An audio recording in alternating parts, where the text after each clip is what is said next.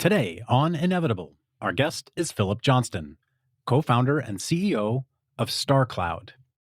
AI is flipping an old model on its head. Instead of asking, where can we fit another data center? Organizations are beginning to ask, where's the power? And how do we bring compute there? Bitcoin and crypto helped pioneer this idea by chasing cheap, stranded energy. AI is now following the same pattern, looking for cleaner, cheaper, more reliable power as fast as possible. But what happens if you take that logic to the extreme? If the constraint is clean, reliable 24/7 power, where can you find effectively unlimited solar energy with no siting fights or interconnection queues? Space. Starcloud is built around that question. Instead of forcing more data centers onto already stressed grids, they're exploring what it looks like to put compute directly in orbit, where solar is continuous and heat can be rejected into the vacuum. It's a sharp reframing from delivering more power to data centers to bringing data centers to power in the most literal way possible. There are smart people who see this as a promising direction for AI infrastructure. Google, SpaceX, and many others are actively working on it. And there are others who question whether cooling, radiation, and communications constraints make it fundamentally impractical. I don't know who's right, but it's a debate worth having in the open. Philip and his team are among the first actually trying to build this future. So let's get into it. From MCJ, I'm Cody Sims, and this is Inevitable. Climate change is inevitable. It's already here. But so are the solutions shaping our future. Join us every week to learn from experts and entrepreneurs about the transition of energy and industry. Philip, welcome to the show. Thanks so much for having me. So I had a fun surprise this morning, which is I opened up X or Twitter or whatever we want to call it these days. And the very first tweet I saw, as is often the case, was Elon. And what Elon was doing is he wrote one word, which was yeah. And in that yeah, he was retweeting you. And what you were saying was you were quoting Gavin Baker, who's a very respected deep tech investor, who had said that the most important thing in the world over the next 3 to 4 years will be putting data centers into space. And so I thought I'd start with that conversation. What was it like to wake up, I guess, a day or two ago and had your tweet on this topic quoted by Elon Musk himself? It's kind of crazy being retweeted by Elon because immediately I got 4 million views and I think I got like 4,000 follows or something on X and like a bunch of messages and all this kind of stuff. It like blew up my X feed for a little while. Anything that like has come out of it that's actually been, useful or helpful, or I guess just awareness in general, probably. Awareness in general is always helpful. Nothing in particular at the moment, but yeah, it's definitely helpful for the awareness in general. We're going to jump right into what you guys are building and what you're doing, but it begged the obvious question to me, which is like, is SpaceX going to go try to compete with you in data centers for space, or Grok, I guess, to that end? I'm sure you give that a lot of thought. Is that something that you have to worry about? I'm not sure competing with us is the right word, but they're very explicitly trying to deliver hundreds of gigawatts of orbital data centers into 100 gigawatts per year within a sort of 5 to 10 year time frame. So that is exactly what we are also trying to do. But it is by far the largest market opportunity of all time, times a billion. So I don't think there will just be one company doing it. All of the other hyperscalers are going to realize in a couple of years, shit, if we don't have orbital compute, we cannot scale anywhere near as fast as somebody that does. And at that point, either they pay for compute from SpaceX, which is a possibility, or they build it themselves, which is also a possibility, or they partner with somebody who has that capability. And at which point I think we become an interesting partner. As you mentioned, SpaceX will have a lower cost base than us because they own the launch, but we will have a lower cost base than all of the hyperscalers. And the hyperscalers that don't have a space arm are Microsoft, Meta, Oracle, Google. On the neo cloud front, Crusoe, CoreWeave, Lambda. So all of those guys are going to find themselves in a predicament quite soon. So basically everyone but Amazon with Blue Origin, I suppose. Let's take a step back, maybe describe what Starcloud is. Yeah, Starcloud is building data centers in space. Initially, we're providing cloud and edge services to other spacecraft, particularly DoW and commercial Earth observation constellations. And then later, in a sort of 3-year timeframe, we're aiming to compete on energy costs with all data centers terrestrially. That is when we have a lower launch cost with Starship. And you have a prototype up in orbit today? Yes, we just launched our first spacecraft a month ago. It has the first NVIDIA H100 on board, which is about 100 times more powerful sort of GPU or AI compute than has been in space before. And yesterday we did some press releases around that, and we've trained the first model. We trained Nano GPT from Andre Karpathy, and he retweeted that as well. We ran the first version of Gemini in space. So the satellite is now talking to us in the same way that ChatGPT might.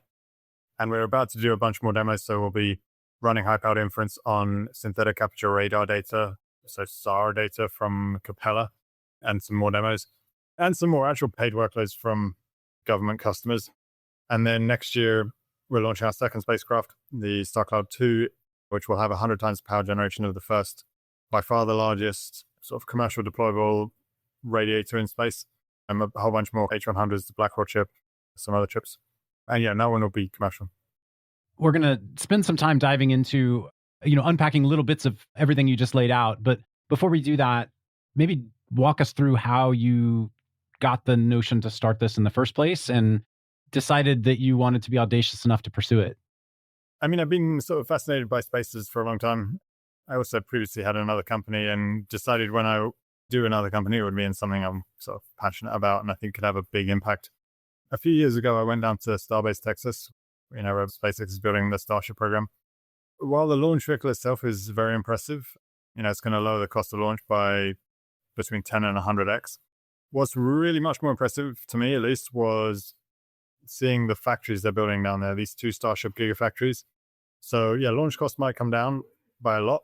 What's more impressive to me is launch capacity, i.e. tonnage per year that we can get to orbit, might go up by 1,000x or more. And the reason is these 2 Starship gigafactories can produce 3 Starship per day. Each one is reusable, so that capacity builds on itself. So unlike with Falcon 9, with Falcon 9, if you build a new one every day for a year, at the end of the year, you still only have 1 Falcon 9 upstage because it's dispendable. Whereas with Starship, if you build a new one every day for a year, at the end of the year, you have 365 Starships. Each one has 5 times payload capacity. For the non-SpaceX sort of deep experts listening, including myself, maybe unpack the difference between Starship and Falcon 9? Falcon 9 is a word you might have heard before. Falcon 9 just means what almost all mass to orbit gets to space on right now. So it's the workhorse of getting stuff to orbit. It's run by SpaceX. It's the first one that has a reusable booster, but it still has a dispendable upper stage. So every time they're throwing away $10 million or more on this upper stage. With Starship, it's completely revolutionary because it's the first one that has both a reusable booster and a reusable upper stage. It's an incredibly hard engineering challenge because you have to make that one re-enter, but it changes the fundamental economics completely.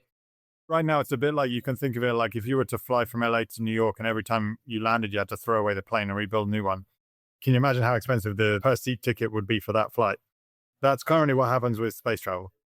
Soon it will be like you land and the plane can take off and go back again and take off and go back again. And it lowers the cost by, maybe 1,000 times because this thing is reusable. That's what's coming down the line is with the Starship program is fully reusable launch vehicles.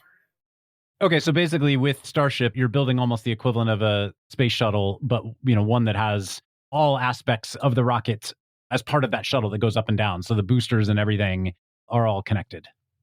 Or reusable and connected, yeah. We haven't featured much on the show in the space ecosystem at all. This is where the entire sort of space tech world is looking toward, where we can start to launch and take more things into space at a dramatically lower launch cost than they are today by using SpaceX essentially as the shuttle to get up and back from there. Yes, correct. And so for you, that allows you to get a greater set of data centers into space. But back to my question at the beginning about, competing with SpaceX, like they get the transport for free, right? So you're still sort of navigating the cost of transport. Yeah, we are a customer of SpaceX. So we will have a higher cost base than SpaceX, and we will have a lower cost base than every other hyperscaler. Getting back to the macro question, you saw this happening, and then what triggered you to think, oh, there's an opportunity for data centers here? To the point of being in Starbase, seeing the factories, it got me thinking of these sort of sci-fi concepts that I remember reading about as a kid. I think Asimov in the 40s was writing about space-based solar, which is this idea where you have these huge solar panels in space and you beam that power down somehow, which is a nice idea. And there is a break-even launch cost where that makes sense. The problem with it is you lose sort of 90 to 95% of the energy in transmission from space to Earth. And so rather than beaming that power down, if you can find a cheap way to get the consumption endpoint to space, which in most cases, almost all new energy projects on Earth right now are being built to power data centers, or net new anyway. And so if you can, instead of beaming the power down to indirectly or directly plug that into a data center, if you can move the data center to space, you don't lose 95% of the energy. And so instead of the break-even launch cost being around $50 a kilo, which is what we think it is for space-based solar, you have a $500 a kilo break-even point where it makes sense for data centers in space. And that's mostly recouped through cost of power. And I assume I've heard you kind of mention cost of cooling as well as being the other big cost savings side of things. Is that right? Correct. So rather than assuming why space is different, let's start with the constraints around Earth. So, what are the constraints that a data center has on Earth today that you maybe thought, oh, this could be different? Primary constraint is power. A secondary constraint is cooling, but cooling is kind of a function of power. And when I say power, what I mean is if you construct a new data center, assuming that the grid is at capacity, which currently is mega over capacity, then you need to also at the same time construct a new energy project. Building a new data center is fairly easy, doesn't require too much permitting or any of that kind of stuff. Building a new energy project requires ridiculous amount of new permitting. So you can have like a 5 or 10 year long lead time on a new energy project of that scale, be that nuclear or solar or hydro or any sort of new form of energy. You're looking at decades of lead time in permitting for that. So, particularly, it's not specifically power, but time to power, I think, is probably the big constraint, right? And so, for sure, time to power, interconnect, permitting, all of that is the huge lead time right now. It's a much greater lead time than the actual physical construction of a data center. And then talk about the cooling and water side of things as well. I assume that's also an area where there's maybe some differences in what you can do in orbit.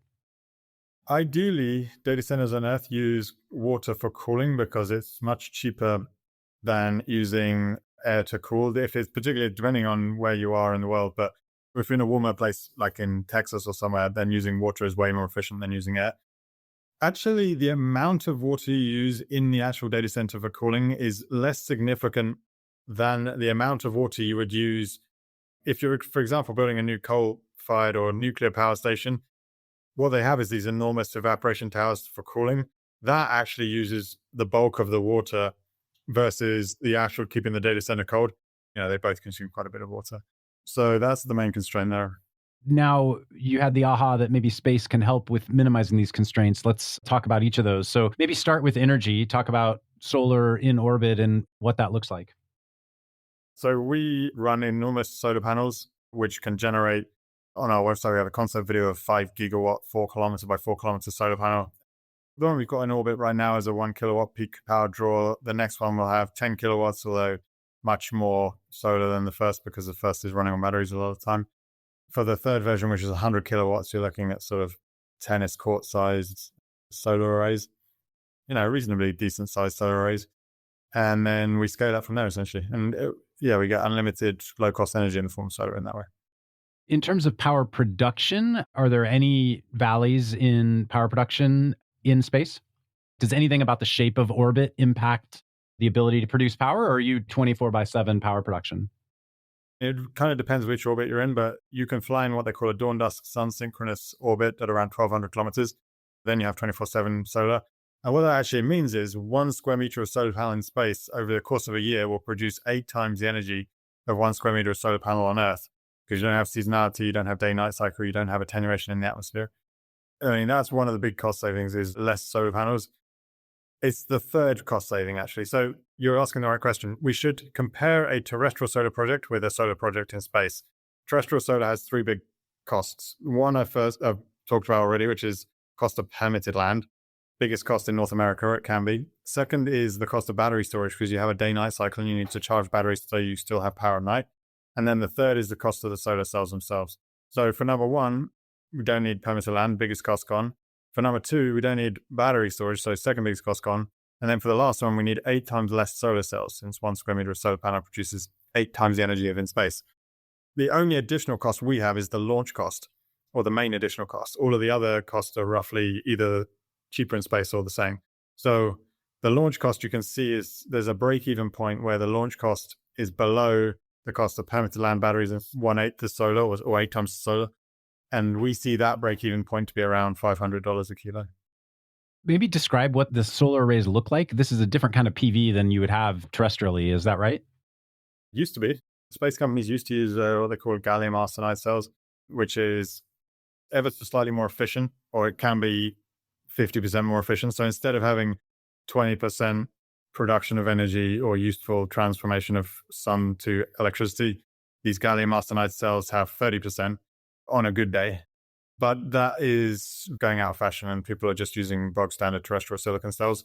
And the reason is, if you're less mass constrained, which you are now with things like Starship and Falcon 9, then you don't care about that given the cost increase. So gallium arsenide is about 100 times more expensive per watt than terrestrial silicon cells.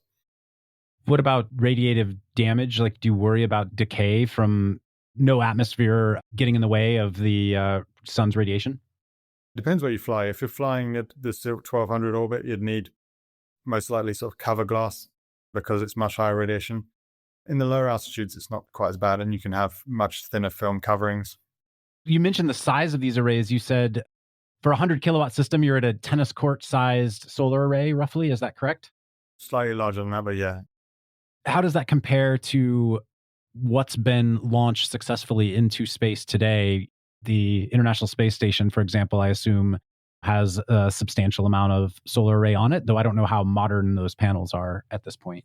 In aggregate, by far, the most plentiful energy production in space right now is on Starlink. So each one of their Starlink V2s, I don't have the exact number, but I would guess it's in the 5 to 10 kilowatt range. V3, they're saying, is going to be 20 kilowatts. The V3 is probably more than the entire International Space Station. So the radiators on the ISS dissipate around 70 kilowatts, but some of that is also just dissipating the energy from the sun. So these 100 kilowatt arrays, a size of a tennis court roughly, are, sizable. How many NVIDIA chips are you able to run on that amount of power production? Well, with the Blackboard chip, they're approaching 1 kilowatt per chip. So 100 or so per instance, I guess? Or do you imagine your panels scaling up even larger than that from a volumetric perspective? What you're constrained with for that Starlink V3 is the launch form factor, which is we're going to be launching out of the Starship PEZ dispenser, which is like this stack that shoots stuff outside. I don't know if you've seen that. So you are constrained on volume and mass per individual satellite. And I would imagine you can probably get to about 150 kilowatts, but you can't really go above that per satellite. So I'm trying to think. So if you can get, roughly 100 chips, it sounds like, on kind of one instance, help me paint a mental picture of what that looks like today compared to a typical data center, which are massive, like thousands and thousands of chips. You're sort of at a different order of magnitude here, I would assume. Per launch, you're at a similar order of magnitude because each Starship, let's say they can each take 50 Starlink V3 form factors. So you're talking about 5 megawatts per launch, basically. I expect that can probably scale up as well. Okay. So let's move on to the second area you talked about, which is cooling. So in space, you're at basically absolute zero, I assume, when you're on the dark side of anything you do. Is that true, or does an object in orbit start to generate its own heat as it faces the sun? So even when you're on the dark side of the Earth, even when you're in Earth's eclipse, you actually get a lot of infrared from Earth. That's one thing. You're probably not going to be at absolute zero unless you are very shaded from both the Earth and the back of the spacecraft and the sun. And also, yeah, it's not absolute. It's about 3 degrees Kelvin. But you definitely absorb a lot of heat from the sun. What's interesting and what most people don't realize is you can actually emit about 80% of the waste heat in terms of wattage towards the sun as you can away from the sun. So if the sun is like here and the spacecraft is a flat panel here of solar panels, and radiators. If you're running radiators here, you can emit about 80% this way than you can emit that way. And the reason is most of what you're emitting to is not sun. Most of what you're emitting to is deep space. How are you expelling the heat where you don't have sort of any evaporative property, I assume, because you don't have atmosphere? All of our heat loss must come through infrared radiation. So as we mentioned, we don't have the two ways you keep a data center cold on Earth is either water past the chips or cold air, and we don't have either water or cold air. So we have a liquid that goes past the chips, and then it goes out to this radiator, and then that radiator emits in infrared the heat. The radiator emits its own infrared? Yeah, so I mean, everything is glowing in infrared all the time. Like if you had a thermal camera on your face, you'd see that your face is glowing in infrared. When there's a temperature differential, even in a vacuum, when there's a temperature differential between two bodies, one will be emitting infrared towards the other. And so that's how it works essentially. Like our radiator will be just glowing in infrared if we keep it at about 50 degrees C, and that will get rid of the heat. So those are some of the key differences when you talk about the constraints that Earth already has and how you would be different in space. But then space introduces obviously its own constraints as well that are very unique. Maintenance obviously becomes significantly greater challenge. I assume security is a totally different challenge. It's less around physical security and more around your ability to prevent malicious hacking, I guess, of the devices and penetration protection in that regard. Maybe describe some of the constraints that you're having to think about that, a Earth-born data center developer is not having to navigate. The two big engineering constraints that I mentioned, one is the dissipating the heat in a vacuum, so building radiators. The other is making the chips work in a high radiation environment. And so that's a combination of shielding and software. The other constraints are, you mentioned security. So we will have encryption in the same way that a Starlink satellite has encryption, essentially. There's also some question around physical security. It's actually much harder to blow up a data center in space than it is to blow up a data center in Virginia, which is where most data centers in the US are. So that's not as much of a problem as people think. What do you think is the constraint that is most misunderstood by people coming at it from a Earth-born lens? I would say the thermal challenge is most misunderstood. There's like 3 layers of understanding for the thermal. There's the first layer, which is, space is cold, like you can put a data center there. And then there's the kind of mid-width meme, which is space is a vacuum, there's no convection or conduction, it's impossible, you need to run crazy sized radiators. And then there's the sort of like God mode meme where it's like, okay, but there comes a point on Earth where you literally can't spew out more waste heat, otherwise you're going to be boiling the oceans. Actually, one of the key advantages of space is we can scale almost indefinitely with radiative infrared cooling. And on a long-term basis, that is actually one of the key constraints on scaling data centers on Earth is waste heat. So it's misunderstood on a few different levels, I'd say. Well, I'm glad I led with the midwit question. Amazing.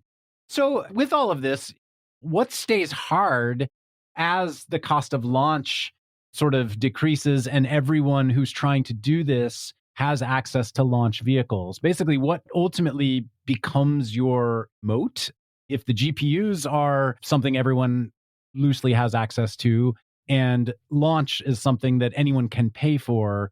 How do you stay, sort of ahead of the pack? The core IP we're developing right now is, let's say, around cooling and radiation, shielding and hardening. Over time, it wouldn't surprise me if the Chinese get very good at manufacturing low cost and lightweight radiators. People will not be able to use Chinese satellites for data processing. So I think we have a moat against the Chinese and we can use their components. But yeah, we're just moving way faster than anybody else in terms of innovating new solutions for this stuff.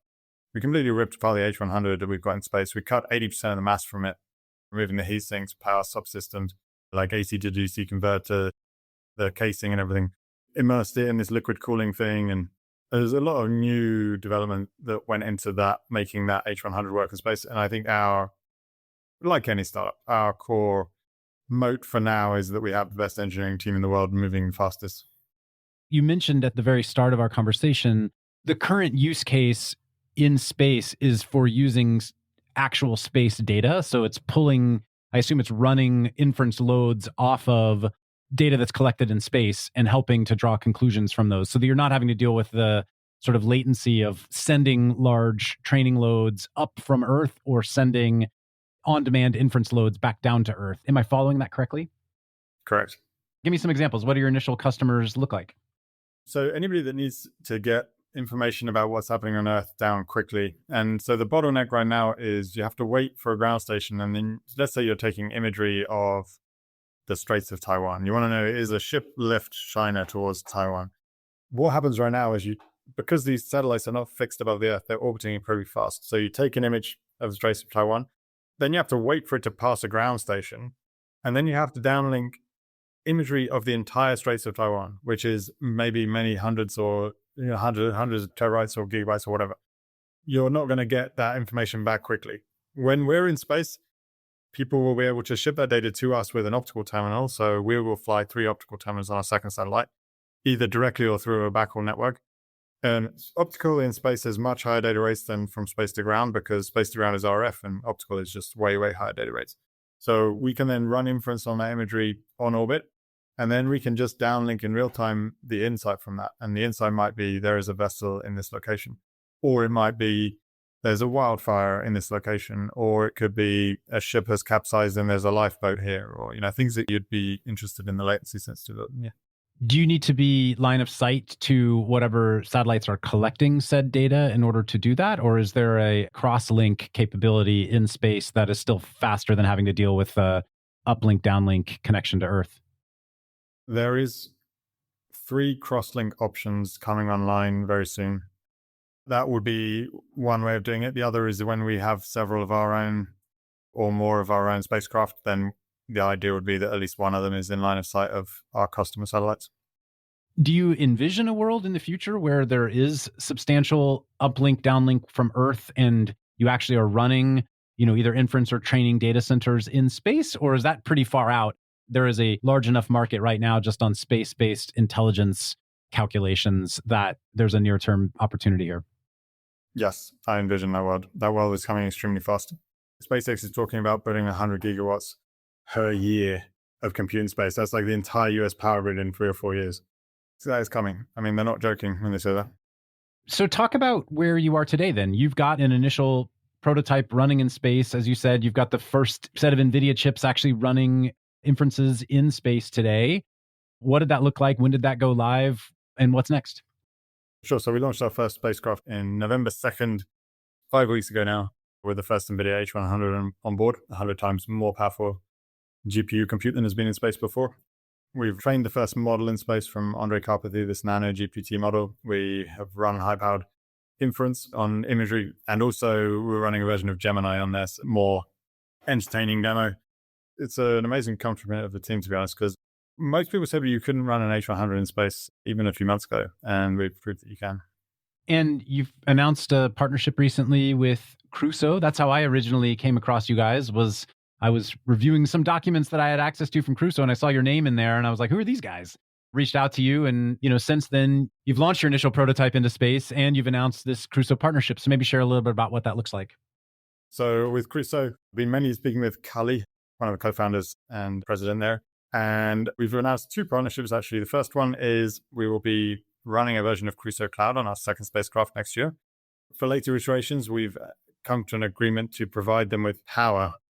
So up to 10 gigawatts from the early 2030s of power. And essentially, the way that would work is we don't really have any ambition in building our own cloud, because, these guys have been doing this for decades. It's their core business. They have a great offering.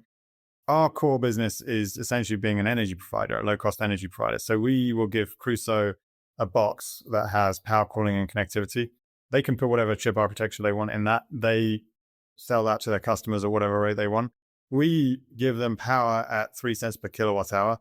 And for that, we can very easily cover the cost of launching, designing, building, and all the rest of it. Ultimately, then, are you a power seller? Is that the business model for Starcloud? That's definitely one end state of the business model. People can put whatever chip architecture they like on us, and we essentially sell power cooling connectivity. Your power would be, sort of all in to the cost of launch, the cost of maintenance of said spacecraft and the cooling and everything else. But you're basically selling them an all-in cost of power for them to run. And then do you manage and operate these spacecraft then? Yeah, we'll be managing operating the spacecraft. What they choose to do inside that box is up to them. They need to make sure that they don't require, at least for the first few spacecraft, we're not going to have too much maintenance capability on there. So some redundancy on some of the critical systems and over provisioning. Over time, the whole industry is moving towards robotic maintenance, and we see that as the way it's going as well. But So it sounds like the big benchmark that matters the most for you then is dollar per kilowatt hour for GPU. Is that ultimately what you need to solve for? yes, Is there a different business model where you are selling hardware to other people to run and operate these? Or is that, I guess, probably still to be determined? You're pretty early in the path here. we're developing very useful IP. Let's put it that way. For example, any high energy use case in space is going to require being able to dissipate heat in a vacuum. So things like asteroid mining, refining of materials in space, manufacturing on orbit, space hotels, all of these types of things will require dissipating large amounts of heat in a vacuum, for which you'll need a very large, low cost and low mass deployable radiator, which is the core IP that we are developing. So if somebody was to want to buy that as a component, I can see a world where we start selling that as well. So now going back to our original conversation, the reason why you guys would exist as a standalone company relative to SpaceX and Starlink, it sounds like, is yes, they're going to always be cheaper to launch and get something into orbit, but you are laser focused on just this particular problem and this particular use case. So you will be always optimizing around operating these data center spacecraft in space. And B, there are going to be plenty of hyperscalers and others who don't want their actual inference loads being managed and run by SpaceX. Is that sort of the core story of Starcloud? That is an accurate summary, yes. And I guess lastly, just to complete the loop here, talk about your background. What were you doing before this?